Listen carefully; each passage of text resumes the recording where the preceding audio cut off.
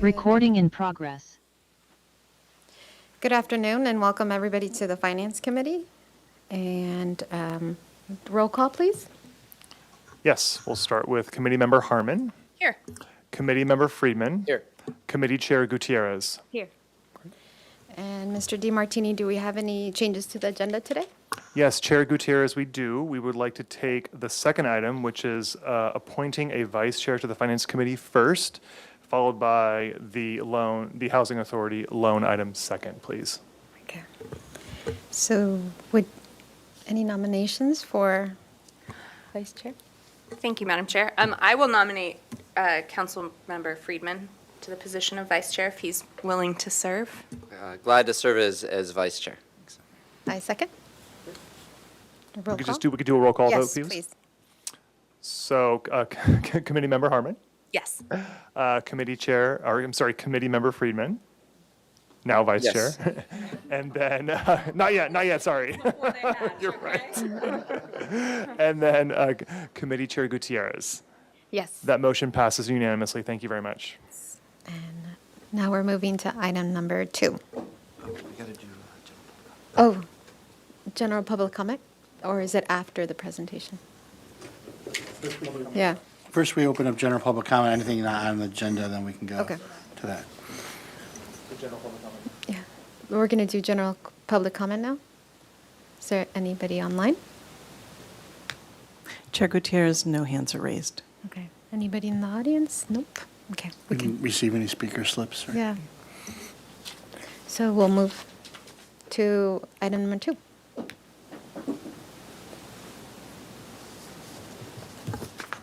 Good afternoon, Chair Gutierrez and committee members Friedman and Harmon. My name is Laura Doubles, and I'm the Housing and Human Services Manager for the city. I'm joined here today with some of our Housing Authority folks. In the front here is Rob Fredericks, our Executive Director, Dale Azam, the Director of Real Estate and Technology, and we're just going to give a little bit of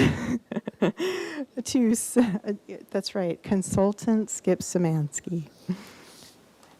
Thank you for having us here today to present to you a proposal for a loan in the amount of $6 million to the Housing Authority for the acquisition of real property located at 3055 East De La Vina Street. Sorry, it's next slide, please. I'm sorry, we were on this slide, sorry.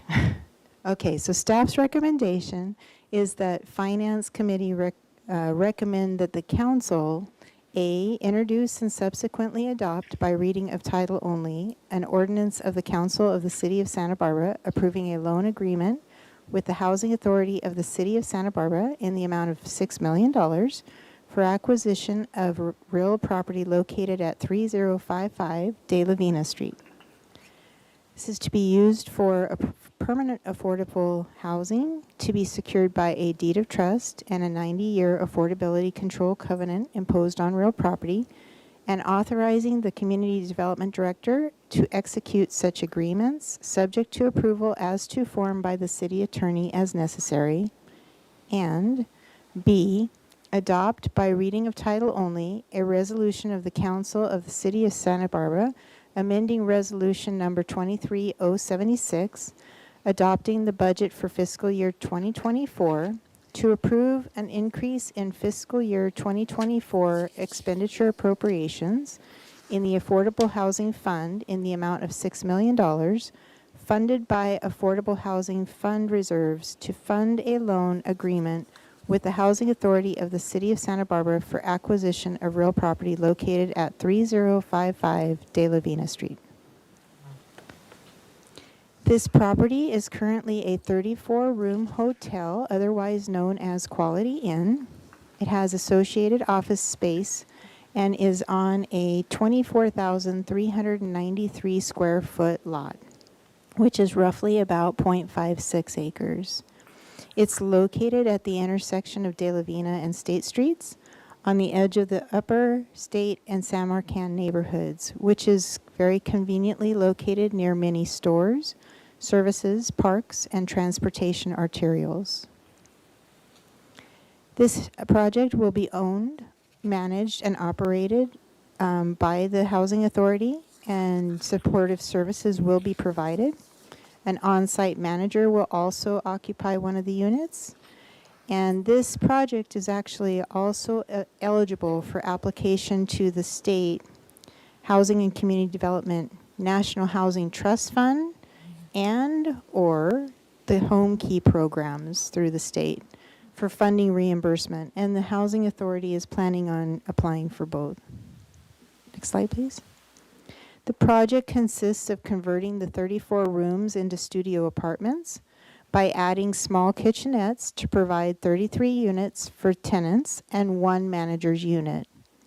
There is also a pool on site that will need to be filled in.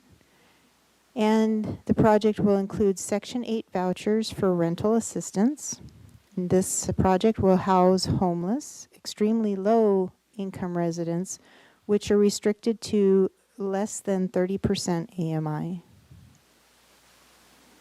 And here we have a couple of pictures of the property currently. Next slide, please. The Housing Authority has been a very valuable city partner for over 50 years.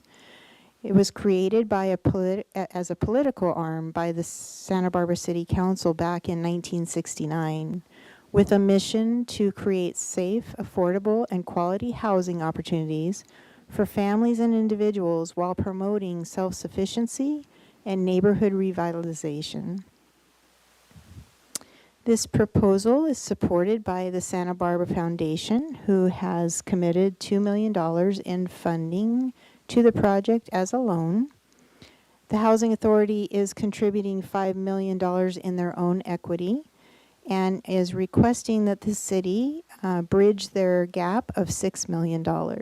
Next slide, please. The proposed loan terms are for a $6 million loan that will be sourced from our Affordable Housing Fund. It'll be in the terms of residual receipts repayments for 30 years at 3% simple interest with a maturity date in March 2054. On the screen here shows the sources and uses of the project. As you can see in the sources, the Housing Authority is bringing in $5 million, plus will pay the closing cost. The Santa Barbara Foundation loan is $2 million. The proposed $6 million from the city makes a total of $13 million plus the closing cost. The uses that all will be put to is $10 million for the purchase price of the property, plus the closing costs. Renovation costs are estimated at $2.5 million, and then the miscellaneous site work that's needed would be $500,000, again totaling $13,000 plus the closing costs. As far as long-term affordability, there will be a new 90-year covenant placed on the property that will restrict the property to extremely low-income households, again at 30% AMI and below, which is also one of the criteria for the proposed funding mechanisms from the state, that they have to be under that in order to qualify for. This makes the total cost per unit for the total cost of the project $382,353. But with the $6 million that the city would be providing, that would make the city's cost per unit $176,471. This is still very low versus an approximate $700,000 for new builds that we are experiencing. And all units here will be renovated. Next slide, please. The financial impacts to the city will come in the form of our Affordable Housing Fund reserves will be reduced from approximately $15 million to approximately $9 million. There will be reduced interest income in that fund, which will eventually be offset by the future loan payments from the residual receipts. There will be a loss of transient occupancy tax in both the general fund and Creeks Fund. And there will be a reduction in the Tourism Business Improvement District assessment revenue for both the city and Visit Santa Barbara.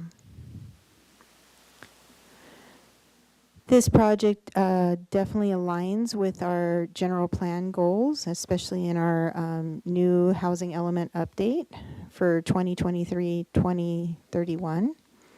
And specifically, Goal 2, prioritize affordable housing policy 2.1, which states encourage and provide development opportunities and incentives to increase production of affordable housing. And, next slide, please.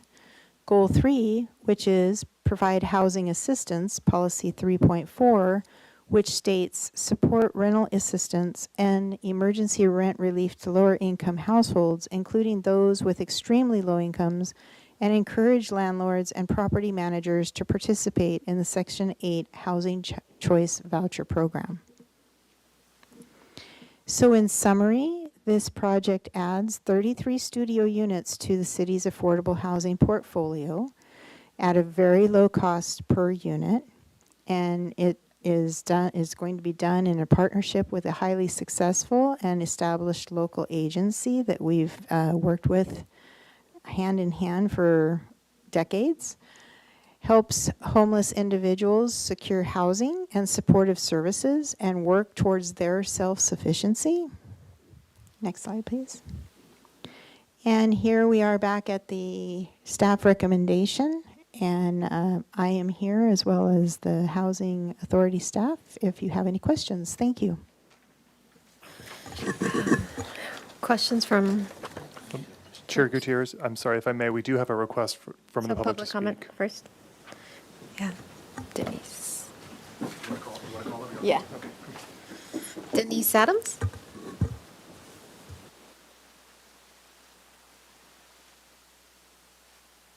afternoon, Council. My name's Denise Adams. I've lived here 44 years. I'm a former housing consultant, both for HUD, California Housing Finance Agency, and certified in multiple areas, including healthcare. I'm here today to ask you to pause to facilitate some community input. I think you're making a very expeditious, reckless decision at this point in time without allowing the public to participate. The city and South County need more ownership housing, and I think you would find that your $6 million could be used, better utilized elsewhere. There's other funding available for homeless housing. Again, I moved here in 1980 when my then husband was head of county mental health. We dealt all the time with homeless issues, and how we're dealing with them here is very unsuccessful. We have never fulfilled the requirements of the state when we unloaded our state mental hospitals. But back to the topic, I'm asking you to pause. We need to get an inventory of how many subsidized units you have on the South County, South Coast. They're off the tax rolls. You're not only going to lose your revenues from your motel tourist money, you're going to lose county taxpayer money. The last I heard at your meeting from Mayor Rouse was 1 in 7 units are off the public property tax rolls. We need to get confirmation of it. I read your housing element. It's not addressed in there. I think we need an inventory first. We also need to understand that you're pitting the private sector against the housing authority. You're building a fiefdom here. You're talking about 90 years off the tax rolls. And I think your 3% money, your loan money, could be better used. You've got a lot of people on your housing element with approved ADU permits. I'm one of those. I could build my ADU of 1,000 square feet. I've got bids for $280,000. So you have higher costs, $700,000 per unit. I don't even know the size of the units you're going to be providing for this $382,000 per unit. There's so many unanswered questions that the public have at this point.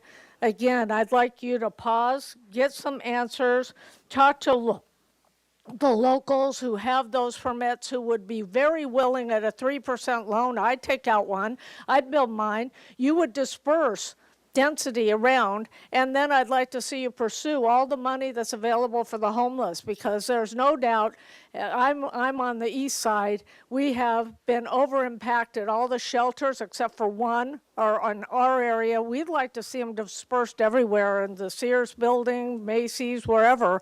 But again, I don't know that you want to take such a big chunk of change, 6 million of your 15 million for this purpose, when there's other sources available. Thank you for your time, and again, I hope you'll choose to pause and get more input on it. Thank you. Thank you. Move on to questions? Okay. Oh, yeah. Any online, any public comment online? No for this hands are item? raised. Thank you. Thank you, Madam Chair. I do have a few questions. Maybe it's doubles if you want to come up, and I might have some for Mr. Fredericks as well, who's the director at the Housing Authority. So the first question I have is in regards to, in the staff report on page 3, it references that the state and federal financing options are being pursued, grants and others, and that those could potentially be repaid. What is the likelihood of success of those, and could we expect a quicker repayment on the $6 million if those are successful?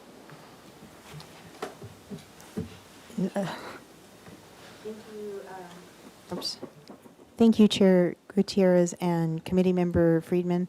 I'd like to bring up Dale Azam from the Housing Authority. He has researched these programs that they're going to be applying for, as well as knowing what is required, and he would have some better information. Most of my questions would probably go to Dale, but so I have a second question since you're up there, just real quickly. Okay.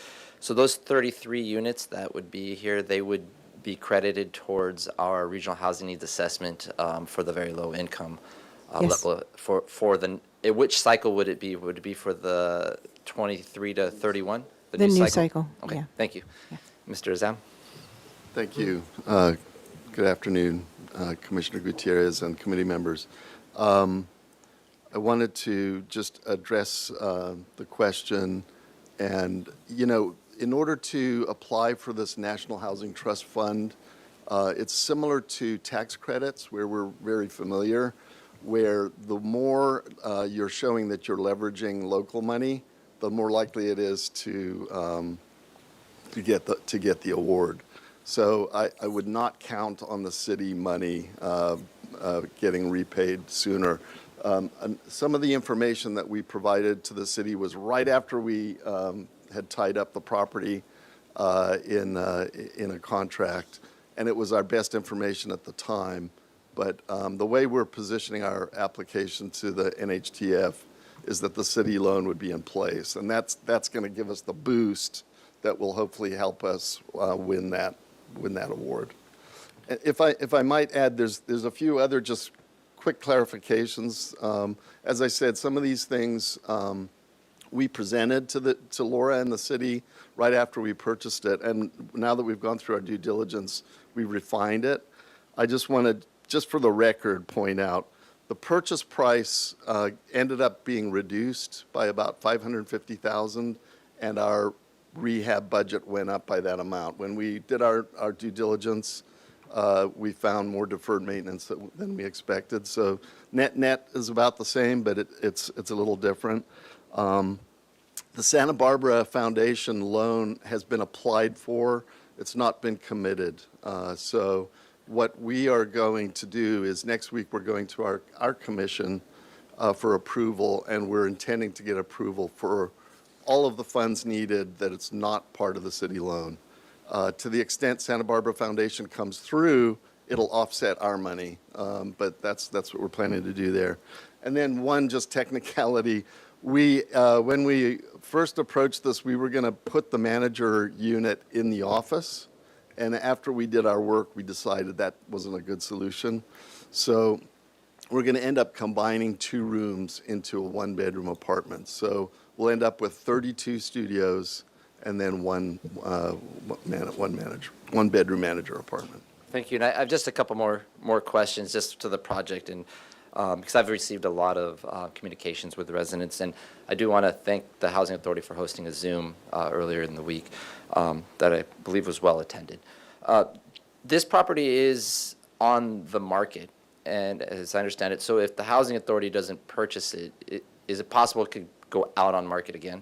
Absolutely, yes. And then if it was to go out on the market and a private developer was to purchase it, one of the concerns that I have, and I think others, is that then at that point you could bring in state bonus density and other regulations that the state has that could supersede a lot of local control, and you could have a much denser, mostly market rate project without any parking. Is that a potential out there if That's this a doesn't go potential. through? It is a potential, yeah. And can you speak to the parking in terms of whether or not you're able to regulate whether or not your residents would have a car or not?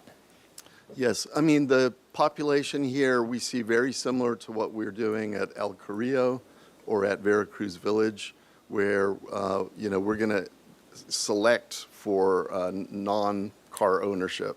So we know we can successfully do that. We have parking spaces at both of the buildings I just mentioned that go unused because the residents really don't need them. And so that's what we're intending to do here as well. And in terms of this is my last question. In terms of the residents that would be there, you have a process where you can vet those individuals because the concerns that came out of it, and if there's a process that you would use, whether they're in services or that have a car, et cetera, if you could just speak a little to those. But one of the concerns that's come up is the Rose Garden Inn that was in response to an emergency situation where we had over 30 fires in 1 month in encampments. This wouldn't be a case where you're going out in encampments and taking people directly from, say, encampments, putting them in there, and then, or would it be a case where you have people that are already in the system? Exactly, it's the latter. The Rose Garden Inn was an emergency situation, and I think there was a public safety need to relocate people off of the encampments, and so they very quickly were put into a motel. Here, we have our existing tenant selection process that we'd be going through. And, it can be a challenging population, not saying that, but we're an effective manager. And if there's somebody who's creating issues, we deal with it, up to and including eviction.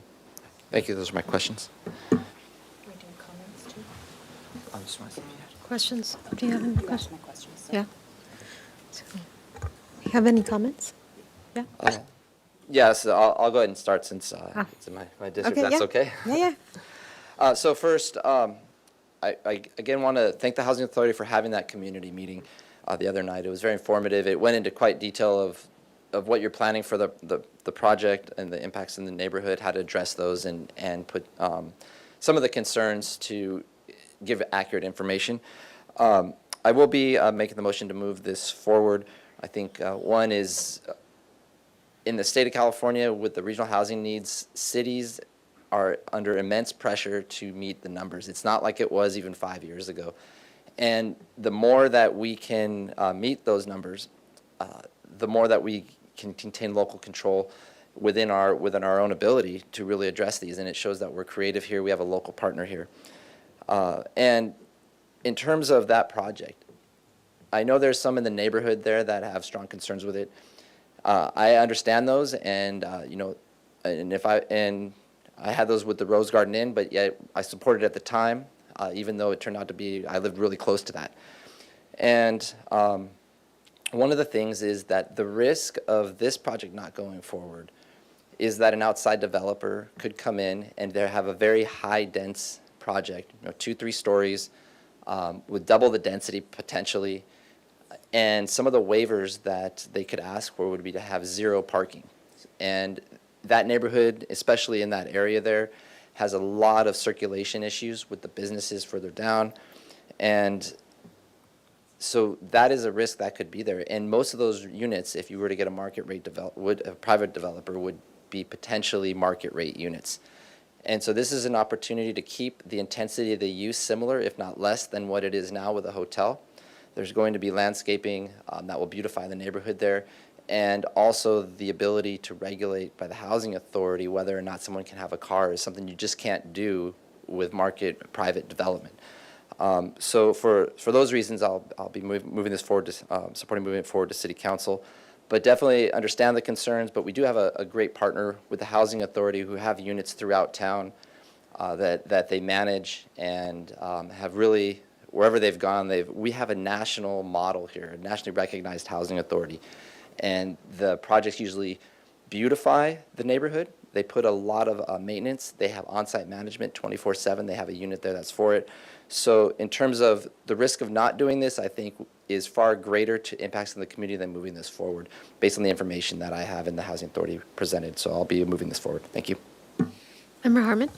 Thank you, Chairwoman. Well, I will be honored to second that motion when the time comes. This is an excellent project, and I'm so grateful. I mean, every time you guys come, every time I see Ms. Doubles, I know it's going to be a good day, and I'm so happy to have the opportunity to support this now and then again, as I will at council later today. I mean, this is exactly what we need to be doing with the exact partner we need to be doing it with.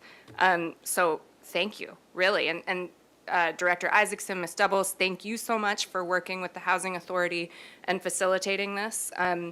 This is what we need. This is what we are desperately asking for week after week. So to see these projects come forward, in particular this project that is the best use of this space, and I agree with a lot of what Councilmember Friedman said about what the alternatives could be, and wow, is this not the best possible alternative to serve our whole community, really? We have spoken with one voice about the importance of very low income housing, homeless housing, and having the right partner to facilitate success in those spaces. So this is, I think this is something really to celebrate. And I just want to say very briefly to our public commenter, in particular, Ms. Adams, there's a lot that you said that I really appreciated and very much agree with. We do need more ownership housing in this city.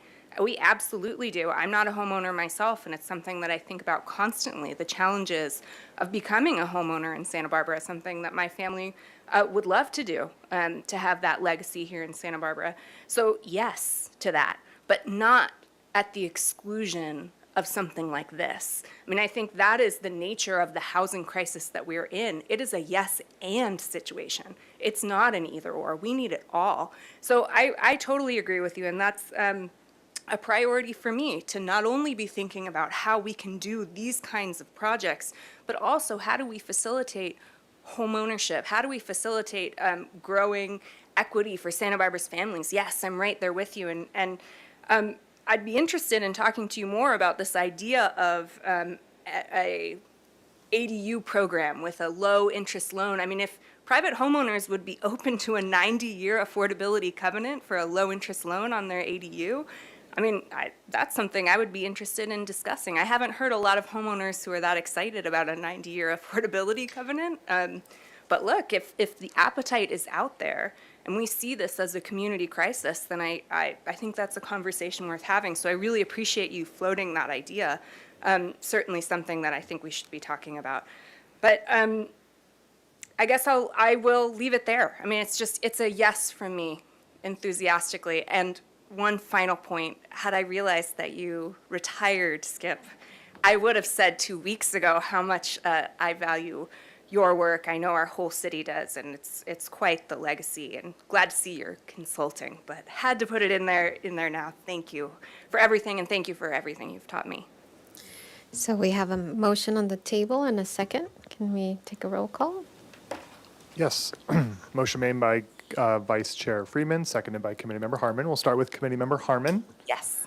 Vice Chair Freeman. Yes. Chair Gutierrez. Yes. The motion passes unanimously. And no more items. We conclude our meeting for today. Thank you.